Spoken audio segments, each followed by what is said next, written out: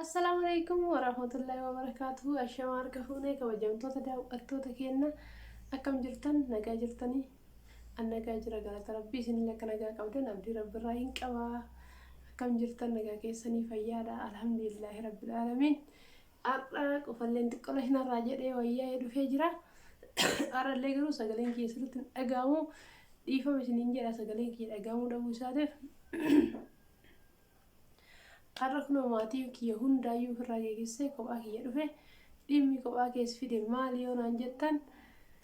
kallattimaan gara dhimma kophaa kiyya na fideetti wajjin dabarra daawwattoota keenya dhimmi kophaa kiyya na fide mootu daawwattoonni kiyya gizee baay'ee koomentiidhaan haala jiruu biyya keessaa maal akka fakkaatu nu himi jireenyi widdiidha nuun jedhanii galuu nu sodaachisanii jiranii jireenyi biyya keessaa akkamii warroon naan jettan koomentiidhaan baay'eetu jira. Sababa saniif tokkoffaan isa san deebisuuf hin dhufe lammaffaan immootu kun immootu yaada gaarillee jedhamaa gaarillee miti yaani namni nama jaalatuuf rakkoo inni qabu itti himaa isallee rakkoo hin qabu irratti himtanii garuu kun waan Itoophiyaa keessatti baratamaa ta'e waan ta'eef homaa rakkoo dheedhee fudhadhooni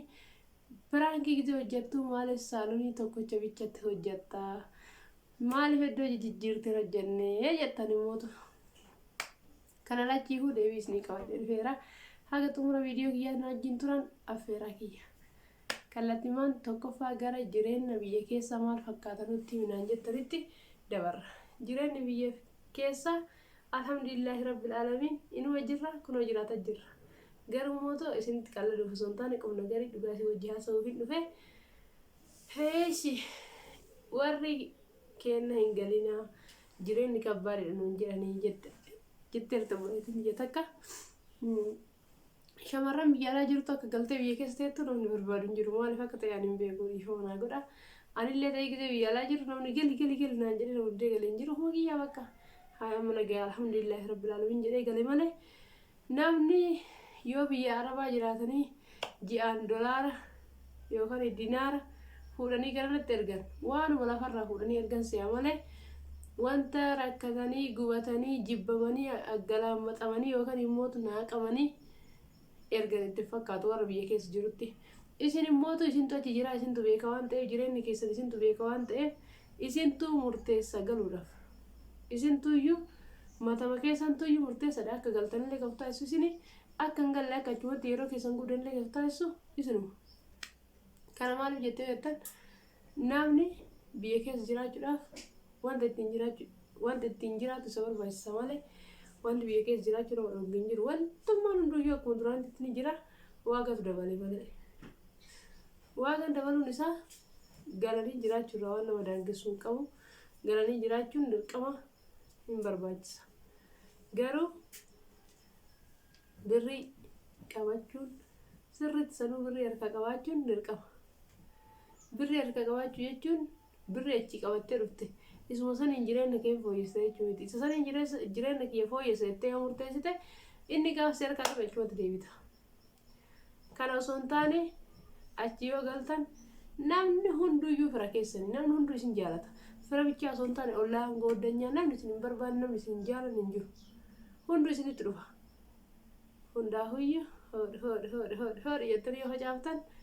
ji'uma lamallee osoo hin teenne achumatti deebitan anillee biyya kiyya keessa akkuma nama kanaatti jiraachuu qabattanii immoo wanta qabdan yoo qusattanii harka keessa qabattan abbaan fedhi isinaa jibbu abbaan fedhi isinaa jaalatu jiruu keessan jiraattan waan ta'eef akkuma nama kamiitittu biyya kana keessa jiraattanii jiruu keessan ilma keessa wajji abbaa manaa keessa wajji abbaa manaa hin qabnellee bultii ijaarattanii bultii keessan jiraachuu dandeettan haga yoomiif ilmi namaa namaaf ergamaa jiraata namni kamuyyuu jiruu fi jiraachuu barbaada kana waan ta'eef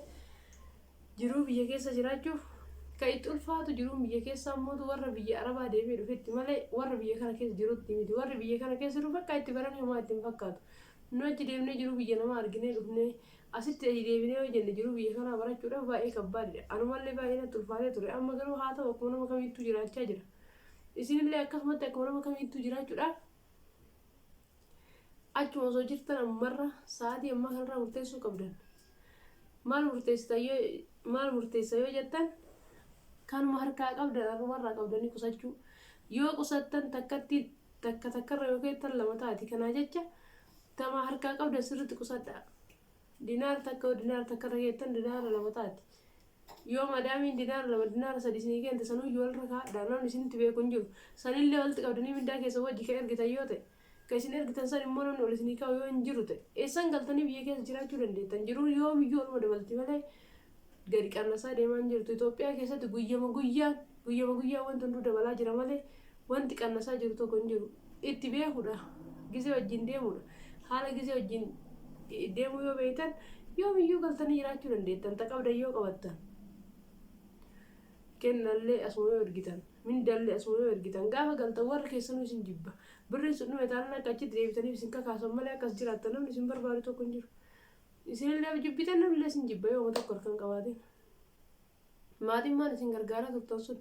mana ijaartanii yoo jiraattan asitti warra keessanii yookaan haadha abbaa keessanii ijaartanii yoo jiraattan galtanii yoo mana san fudhattanii haadha abbaa keessarraa deemuu dandeettanii bultii ijaarachuu dandeettan harkuma duwwaa yoo deemtan namni maal isiniin jedha inni sunillee akka birrii barbaaduu danda'a ishii abbaa manaa keessanuu yoo ta'e itti ergitanii ishii abbaa manaa sunuu nama gaarii ta'e manuma ijaaree yoo isin eegi garuu uummata akka harkarraan qabdu yoo ta'e galtee isa kadhattaa kanaa mannaa haadhumarraa qusachuu abbaa manallee yoo qabaatte akkaawuntii keetirratti illee xiqqoo waa kaayyachuu lakki abbaa manaati miti abbaa yookaan haadha yoo qabaatte abbaa yookaan haadha keetirratti yoo qobboleessa keetirratti ergaa jiraattallee haadhumarraa ka abbatti ergattu qobboleessatti ergattu san caalaa mootu irraa qooddee gimmaasha isaa akkaawuntii keetira kaachuu gaafa rakkate tokko sii ta'a yoo mana ijaarattee qabaatte gaafa wanta mana keessa barbaachisu dhabde saamunaa qibaatii maaltu jira biyya keessa yoo galte ishii nyaata dhuginuu haa ta'u kanaaf si fayyada waan ta'eef akkaawuntii fitirratti qusachuun kan namni hin beekne waa ol kaayachuun gaafa biyya kanatti galanii nama fayyada lakkisanii midiyoo jettan achumatti of harkatti yoo qabattan gaafa galtan sharaftanii itti fayyadamuu dandeettanii sharafni as keessatti illee akkuma yoo achi ergan gabayaa gurraachaan argattan asitti illee gabayaa gurraachaan sharafatuun danda'ama kanaa jecha yaadina hin cannaqamina birri bichaan jiraannan wanti hunduu hin jira biyya keenya kanaa jecha birri bichaa qusadhaa namatti birri erguun baay'isinaa nama amanuun baay'isinaa namni zabana ammaa haadha abbaa ofiitu amanuun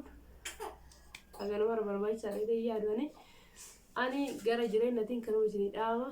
asillee yoo galtan immoo waa hojjetaa jiraachuudha bakka shamarran biyya arabaatii dhufte daftee hojii hin qabattu daftee hojii qabattee waa hojjechuu yoo hin jammarin jiruun si jibbisiifti bakka deemuun dirqama ta'a gaafsan kana fakkaata isiniin jedha daawwattoota kiyya dhaamsi kiyya waa'ee jireenya biyya keessatti kanuma fakkaata galtanii yoo hojii qabattan yoo hojjettan ta'achi qabdan ta'achi fiddan immoo yoo qusattan jiraachuun qal'aadha isiniin jedha daawwattoota kiyya gara biraatiin immootu gizee hunda viidiyoo maaliif saalonii tokkochatti hojjetta warnaan jettan isin jiruu biyya keessaa nama dagate na fakkaata saalonii tokkochaa miti nama kifilii tokkocha keessa algallee biffellee uffatallee waan hunda uusaatillee kaatee jiraatutu jira biyya keenya keessa alhamdulillahi rabbil aalamiin ammanuu kiyya keessa jira waan ta'eef gaadallee hin qaba saalonillee hin qaba saarbisillee hin qaba garuu saarbisii kiyya keessa meeshaa guuttanne waan ta'eef achitti hojjanne malee saarbisillee alaa hin qaba achittis hojjechuu hin danda'a inshaallah gara fuuldura achillee sirreeffadhe achittis hojjechuu danda'a viidiyoo gaadhattis hojjechuu danda'a inshaallah isin garuu jiru biyya keessa hin irraanfatina biyya keenya keessatti namni kireeffate kifilii takkatti 2,300 kafaleetuyyuu jiraachaa jira isiniin jedha daawwattoota kiyya hoosu beekin bahe ol fuudhime kana fakkaataa jiru biyya keenya kifilii takkatu qarshii 2,000 warra kireeffate jiraatutu itti beeka sanuu katamaa keessa bakka ho'aa yoo ta'e 3,000 bakka itti ta'utu jira kanaa jecha akka poortikolii banaatanii 2,000 kireeffattee garuu kifilii lama namni kireeffatu hin jiru kifilii bata keessa jiraata anillee gisa biyya arabaan deemu kifilii bata keessa algas biffes nyaata sachitti bilcheeffata istoof irratti saaloon illee bakki ta'anillee achuma wanti hunduu bakka uffanillee bakki ta'achuma akkasitti jiraachaa ture alhamdulillah musan irraa ba'ee jira garuu isin immootu saaloonii akka arabaa sanitti asitti saaloonii dubartii asitti saaloonii dhiiraa asitti duwaaniyyaa asitti maalii biyya keenya keessatti hin yaadamu kuni kanaa jecha akkasitti sirreessullee numa danda'ama aftaan numa sirreessa akkasitti sirreessa yoo jette ilmee kee guutuu achitti sirraa jedha gaafa galte eenyu ifaa jire yoo galtee keessa hin jiraatin xiqqoo tana qabattee galtee asitti irratti dalaydee guddifachuu jiru fi malee biyya arabaatitti fooqii ijaaree akka arabaa san godhee saalonii 2 saalonii 3 kifilii 2 kifilii 3 shintibeetii shaaworii maal yoo jette yoomuu biyyatti hin galtu. Kana fakkaataa jireenyi biyya keenyaa inshaallah akka galtanii biyya keessa jiraattan abdii rabbiirraa hin qaba. Rabbiin immoo isinii haa laaffisu akka jecha namaa osoo hin taane akka jecha rabbiitu caala. Rabbiin jiru biyya keenyaa kanallee nuuf haa qabbaneessuu du'aayii godha isiniin jedha daawwattoota kiyya. Wanti rabbiin harkaa bahu hin jiru, wanti rabbitti ulfaatu hin jiru. Rabbi nuuf haa laaffisu nu hundaayyuu isinillee rabbi nagaan gara biyya keessanii isin haa galchu. Namni waan ija ofiitiin argatu irra nama gammachiisa inshaallah galtanii akka ija keessan argitanii waan hundarraa irraa gammaddan. Abdii rabbiirraa hin qaba isiniin jedha daawwattoota kiyya. Hayyaa gammaa waan wajjin turtaniif baay'ee galatooma. Video kiyya immoo isin tole share like subscribe gochuudhaan nu jajjabeessa isiniin jedha daawwattoota kiyya. Haga video biraa video bareedaa qabadhee Fooziyaa haa wajjin prank bareedduu qabadhee dhufutti share like subscribe gochuun nu jajjabeessa isiniin jedha. Ani gamanumaan bye bye.